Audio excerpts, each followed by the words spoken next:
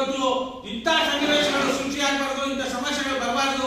ದಯಮಾಡಿ ನೀವೆಲ್ಲ ಈ ನೆಲ ಭಾಷೆಗಾಗಿ ನಿಮ್ಮೆಲ್ಲರ ಮಕ್ಕಳ ಭವಿಷ್ಯಕ್ಕಾಗಿ ನಮ್ಮ ಜೊತೆ ಕೈ ಜೋಡಿಸಬೇಕು.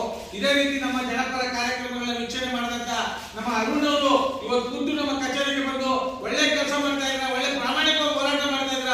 ನಿಮ್ಮ ಹೋರಾಟಗಳಿಗೆ ನಾನು ಮನಸ್ಸೋದು ಇವತ್ತು ನಾನು ಸಹ ನಿಮ್ಮ ಜೊತೆ ಕೈ ಜೋಡಿಸ್ತಾ ಇದ್ದೀನಿ ಸರ್ ಅಂತ ಉದಾಹರಣೆ ಮನಸ್ಸಿನಿಂದ ನಮ್ಮ ಅರುಣ್ ಅವರು ಬಂದಿದ್ದಾರೆ.